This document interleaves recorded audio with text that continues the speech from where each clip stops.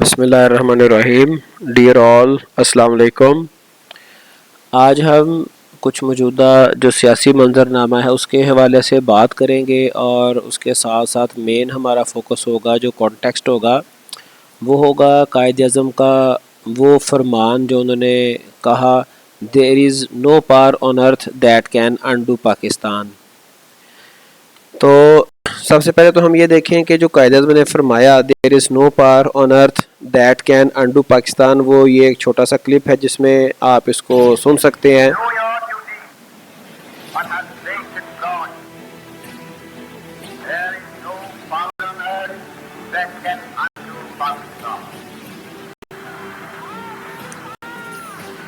تو یہ اتفاق سے جو آڈیو ہے یہ اویلیبل ہے یوٹیوب کے اوپر، کئی ویڈیوز میں اس کو مینیپولیٹ کیا گیا ہے. تو قائد نے یہ جو بات فرمائی "there is no power on earth that can undo Pakistan", اس کی ریزن کیا تھی، کیوں انہوں نے اس کے پیچھے بیس کیا تھی، کیا ان کو اس چیز کی شیورٹی تھی کہ دنیا میں کوئی ایسی طاقت نہیں ہے جو کہ پاکستان کو انڈو کر سکتی ہے. تو یہ آپ چھوٹا سا کلپ سنیں، پھر میں آپ کو ڈیٹیل میں پورا واقعہ بتاتا ہوں. پھر حضور پاک صلی اللہ علیہ وسلم نے بتایا انگریزی میں "You are urgently needed by the Muslims in the subcontinent. I order you to go there, to go back and lead the freedom struggle. Don't worry, I will be with you. You will succeed in your mission, inshallah." حضور پاک صلی اللہ علیہ وسلم بھی کہتے ہیں انشاءاللہ. اس لیے قائد اعظم کو مانا کہ پاکستان کو کوئی ختم نہیں کر سکتا ہے. کیوں؟ کیونکہ حضور پاک صلی اللہ علیہ وسلم خود ہمیں مدد کر رہے ہیں، ہمارے ساتھ ہیں. اچھا، یہ ڈیٹیل میں کیا واقعہ اصل میں ہوا کیا کہ قائد اعظم کچھ اپنوں کی سرد مہری کی وجہ سے اور حالات کو دیکھتے ہوئے دل برداشتہ ہو کر لنڈن واپس چلے گئے، اور ان کو واپس بلانے کے لیے علامہ اقبال اور مولانا شبیر احمد عثمانی اور بڑے بڑے جو قریبی ساتھی تھے انہوں نے کوشش کی، لیکن قائد اعظم نے اپنا فیصلہ برقرار رکھا اور واپس آنے سے انکار کر دیا. لیکن اچانک 1934 میں قائد اعظم واپس تشریف لے آئے. تو مولانا شبیر عثمانی جو کہ قائد اعظم کے بڑے قریبی دوست سے ساتھی تھے، انہوں نے ملاقات کی، آپ کی تشریف آوری واپس جو ہے سب کانٹیننٹ میں واپسی پر ملاقات کی، اور ان سے پوچھا قائد اعظم سے کہ کیا وجہ ہوئی کہ آپ واپس آ گئے. پہلے کئی لوگوں نے کوشش کی، تو پوچھا کہ کیا علامہ اقبال نے کوئی ایسی ایموشنل پوئٹری کی ہے جو آپ کو واپس آنا پڑا، کوئی ایسی بات کہی ہے؟ آپ نے کہا نہیں. پھر کہا کہ جی کیا لیاقت علی خان صاحب نے کوئی بات کہی؟ تو قائد اعظم نے پھر کہا ایسی بھی کوئی بات نہیں، لیکن جو آپ سوچ رہے ہیں ویسا کچھ بھی نہیں، معاملہ کچھ اور ہے. تو مولانا شبیر عثمانی صاحب نے پوچھا کہ آپ ہمیں بتائیں پھر کیا معاملہ ہے. تو قائد اعظم رحمۃ اللہ علیہ فرماتے ہیں کہ میں آپ کو بتاتا ہوں، لیکن میرا ایک وعدہ ہے کہ آپ نے میری زندگی میں یہ بات کسی سے شیئر نہیں کرنی. تو یہ جو واقعہ آپ نے سنا، یہ اس کا بیک گراؤنڈ کیا ہے کہ قائد اعظم اپنے فلیٹ میں موجود تھے، اور اس میں کیا ہوا کہ جو ان کا پلنگ جو ہے، بیڈ، وہ ایک دم کافی تیزی سے ہلتا ہے اور آپ کی آنکھ کھل جاتی ہے اور آپ سمجھتے ہیں کہ شاید زلزلہ آیا ہے. اور اس کے بعد جب آپ اٹھتے ہیں، اپنے فلیٹ سے باہر آتے ہیں، باقی فلیٹس والے وہ سارے بڑے پرسکون اپنے اپنے فلیٹس میں سو رہے ہیں، اور کوئی ہلچل آپ نے نہیں دیکھی. کوئی 2-4 منٹ آپ نے وہاں پہ سٹے کیا، پھر واپس آ کے بیڈ پہ آپ سو گئے، آنکھ لگ گئی، پھر دوبارہ بیڈ ہلا، سیم معاملہ ہوا، لیکن اس بار بھی کوئی زلزلے کے آثار نہیں تھے، لیکن آپ کا بیڈ ہلا تھا. تیسری بار پھر بڑی شدت کے ساتھ بیڈ ہلا، اور جب قائد اعظم رحمۃ اللہ علیہ کی آنکھ کھلی تو کمرہ جو ہے وہ روشنی سے بھرا ہوا تھا، اور آپ نے دیکھا وہاں پر کمرے میں ایک پرسنالٹی، نورانی چہرے والی شخصیت موجود ہیں. تو چونکہ آپ ویسے بھی لنڈن میں تھے اور قائد اعظم رحمۃ اللہ علیہ کو زیادہ اردو آتی بھی نہیں تھی، تو آپ نے کہا، آپ نے پوچھا "ہو آر یو"؟ تو آگے سے آنسر آیا "آئی ایم یور پروفٹ محمد صلی اللہ علیہ وسلم". تو قائد اعظم کی جو نگاہیں ہیں جھک گئیں، اور آپ سراپا ادب و احترام بن گئے اور عرض کی "what can I do for you my lord". تو اس وقت یہ الفاظ ہمارے پیارے آقا تاجدار ختم نبوت محمد الرسول اللہ صلی اللہ علیہ وسلم نے ارشاد فرمایا کہ آپ واپس جائیں، سب کانٹیننٹ میں جائیں، مسلمانوں کو آپ کی ضرورت ہے اور آپ مسلمانوں کے علیحدہ وطن کے لیے ایفرٹس کریں، میں آپ کے ساتھ ہوں۔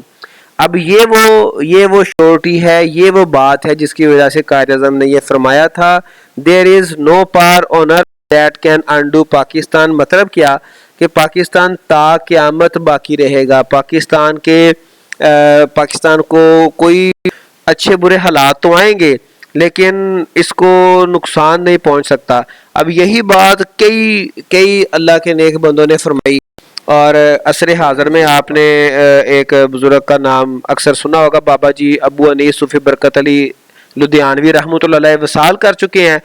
ان سے بھی کسی نے انٹرویو کیا اور پوچھا پاکستان کے بارے میں، تو آپ کے بڑے گولڈن ورڈز وہ میں آپ کو سنانا چاہوں گا، اور یہ اس انٹرویو کا تھوڑا سا پارٹ ہے۔ یہ اس ایج کی بات ہے جب بابا جی کافی ضعیف تھے اور کافی ویک تھے، ذرا اس کو غور سے سنیے گا۔ اس سے بہتر کلام کوئی نہیں ہے۔ پاکستان کی ہار نام اقوام عالم کے فیصلے ہوا کریں گے انشاءاللہ تعالی، اور میں پاکستان کا محب ہوں، ٹھیک ہے کہ نہیں؟ اور یہی میرے کہنے کا حق تھا اور حق ادا کر دیا۔ میں اب یہ آپ نے واضح طور پہ بابا جی کی بات سنی، بابا جی سے پوچھا گیا تو بابا جی نے کہا کہ اس سے بہتر کلام کوئی نہیں ہو سکتا، پاکستان کی ہاں اور نہ میں اقوام عالم کے فیصلے ہوا کریں گے، اور اس سے بہتر کوئی کلام نہیں ہے۔ یہ میرا حق تھا، میں پاکستان کا محب ہوں، یہ میرا حق تھا اور میں نے اپنا حق ادا کر دیا۔ تو اس کے علاوہ بھی بڑے بڑے بزرگوں نے پاکستان کے بارے میں بڑی بڑی پیشینگوئیاں کی ہیں، اور سب سے بڑی بات جو آپ کو پہلے میں بتا چکا ہوں کہ ہمارے پیارے آقا صلی اللہ علیہ وسلم نے خود پاکستان بنانے کے لیے قائد اعظم کو آرڈر کیا، اور اس کا مطلب یہ ہوا کہ پاکستان کا بننا یہ اللہ تعالیٰ کی پلاننگ میں سے ایک پلاننگ ہے، ٹھیک ہے۔ تو اب اس سارے کانٹیکسٹ میں ہمارے جو سیاسی معاملات 1947 سے لے کر اب تک جیسے جیسے چلتے آ رہے ہیں، تو بہت کم وہ لوگ ہیں جو کہ پاکستان کو سٹینڈ کرنے کے لیے، اس کو مضبوط کرنے کے لیے کام کر رہے ہیں، زیادہ لوگ ہیں جو کہ اس کو کمزور کرنے کے لیے اپنا رول پلے کرتے ہیں۔ ان میں کچھ انٹرنل لوگ بھی ہیں، میر جعفر میر صادق بھی ہیں، اور کچھ ایکسٹرنل قوتیں بھی ہیں، لیکن آپ یہ دیکھیں کہ بڑے بڑے مسائل آئے، بڑی بڑی سازشیں ہوئی، ساری سازشیں دب گئی، دبتی رہیں گی انشاءاللہ، کوئی بھی سازش کامیاب نہیں ہوگی، کوئی حکومت آئے کوئی جائے، کوئی بندہ زندہ رہے مر جائے، لیکن پاکستان قائم رہے گا، ٹھیک ہے۔ اب جو ہمارے لوگوں یہ ساری اس کانٹیکسٹ میں اگر ہم دیکھیں تو ہمیں چند اصول کی باتیں سمجھ آتی ہیں۔ سب سے پہلی بات یہ کہ پاکستان کو جو مضبوط کرنے والے ہیں وہ بھی ختم ہو جائیں گے، ہر کسی نے چلے جانا ہے، پاکستان کو کمزور کرنے والے بھی ختم ہو جائیں گے، ٹھیک ہے۔ اور جو پاکستان ہے، چونکہ یہ اللہ تعالیٰ کی پلاننگ ہے، اور اللہ تعالیٰ نے اپنے پیارے حبیب صلی اللہ علیہ وسلم کے ذریعے سے اس کے بنانے میں قائد اعظم کو حکم بھی ارشاد فرمایا، اور فرمایا کہ میں آپ کے ساتھ ہوں، آپ کو کامیابی ملے گی، تو پاکستان تو قائم رہے گا انشاءاللہ، اور پاکستان کو مضبوط کرنے والے اور جو کمزور کرنے والے ہیں ان کا کردار بھی باقی رہے گا۔ جنہوں نے پاکستان کو مضبوط کرنے کے لیے کام کیا، اللہ پاک کے ہاں سے ان کو اجر ملے گا، ان کے لیے درجات ہوں گے، اور جنہوں نے نیگیٹو رول پلے کیا ان کو بڑا سخت حساب دینا پڑے گا۔ اب ہمارے یہاں پہ لوگوں کے معاملات بڑے عجیب ہیں۔ اگر آپ دیکھیں شاعر کیا کہتا ہے جی، چمن والو چمن میں یوں گزارا چاہیے، باغباں بھی خوش رہے راضی رہے صیاد بھی۔ تو اپنے مفادات کے لیے وہ کبھی کسی سائیڈ پہ کبھی کسی سائیڈ پہ، اور مین جو مقصد ہوتا ہے وہ کیا جی، اپنا فائدہ۔ یہ تو ان لوگوں کی باتیں ہیں جو لیڈرز ہیں، جنہوں نے کروڑوں اربوں روپے بنانے ہیں، لیکن ہماری جو بھولی بھالی عوام ہے وہ بھی ان کے فالوور ہیں، وہ بھی ان کے پیچھے لگ جاتے ہیں، اور سم ٹائم ان کو علم نہیں ہوتا، ٹھیک ہے۔ پھر علامہ اقبال فرماتے ہیں باطل دوئی پسند ہے، حق لا شریک ہے، شرکت میانہ حق و باطل نہ کر قبول۔ تو کفار نے بھی تو کہا تھا ہمارے پیارے آقا صلی اللہ علیہ وسلم سے کہ آپ ایک دن ہم آپ کے رب کی عبادت کر لیا کریں گے اور ایک دن آپ بتوں کی نعوذ باللہ کر لیا کریں. تو اللہ تعالیٰ نے فوراً سورہ مبارک نازل فرمائی کل یا ایھا الکافرون اور اینڈ پہ ارشاد فرمایا لکم دینکم ولی دین. تو جو باطل ہے وہ تو دوئی پسند ہے, وہ تو ہر طرف ڈھل جاتا ہے, ہر ایک کے ساتھ مل جاتا ہے, لیکن جو حق ہے وہ لا شریک ہے, اس کا وہ ڈیفینیٹلی اس نے ایک پاتھ کے اوپر کام کرنا ہوتا ہے. تو ہمیں عوام کو بھی اپنا نقطہ نظر بہتر کرنا چاہیے, ہمیں یہ دیکھنا چاہیے کہ ہم کس کا ساتھ دے رہے ہیں, ہم حق کا ساتھ دے رہے ہیں یا باطل کا ساتھ دے رہے ہیں. پھر علامہ اقبال ہی فرماتے ہیں اے اہل نظر ذوق نظر خوب ہے لیکن جو شے کی حقیقت کو نہ دیکھے وہ نظر کیا ہے. ٹھیک ہے جی, تو ہمیں شے کی حقیقت کو دیکھنا پڑے گا, ہمیں چیزوں کو دیکھنا پڑے گا کہ اصل میں معاملات کیسے چل رہے ہیں, کون کس طرف کھڑا ہے اور ہمیں کس طرف کھڑا ہونا چاہیے. ٹھیک ہے, اور سم ٹائم عوام تو کسی ڈاؤٹ میں ہو سکتی ہے, لیکن اللہ پاک کا قانون نہیں ہے. اللہ پاک اس وقت تک حساب کسی بندے سے لیتے نہیں جب تک کہ بندے کے اوپر ریالٹی بالکل اوپن نہ ہو جائے. اور یہاں پر جو لوگ ہیں, چاہے لیڈرز ہیں چاہے ایون فالورز ہیں, وہ بھی جانتے بوجھتے ہوئے سم ٹائم پرابلمز کرتے ہیں اور پاکستان کی مخالفت کرتے ہیں. اور یہ کوئی آج کی بات نہیں ہے. جب ہمارے پیارے آقا صلی اللہ علیہ وسلم بڑے زور و شور سے تمام اقوام عالم تک اسلام کا پیغام پہنچانا چاہتے تھے, لیکن جو سرداران قریش تھے وہ بھی کچھ ایسے تھے جو کہ نہیں مان رہے تھے. تو پیارے آقا صلی اللہ علیہ وسلم کو بڑا ایک رنج ہوتا تھا کہ کیوں یہ میں حق پہ ہوں, میری بات کیوں مانتے, کیوں یہ اتنے میں نے معجزے بھی ان کو دکھا دیے, سارا کچھ ان کے اوپر حق واضح ہو گیا, پھر بھی کیوں نہیں مانتے. تو اللہ تعالیٰ نے واضح فرمایا قرآن مجید میں فرمایا کہ اللہ زین آتیناہم الکتاب یعرفونہ کما یعرفون ابناءہم, کہ یہ جو انکار کر رہے ہیں نا یہ آپ کو ایسے پہچانتے ہیں جیسے اپنے بیٹوں کو پہچانتے ہیں. یہ جن کو کتاب دی گئی ہے یہ آپ کو ایسے پہچانتے ہیں جیسے اپنے بیٹوں کو پہچانتے ہیں.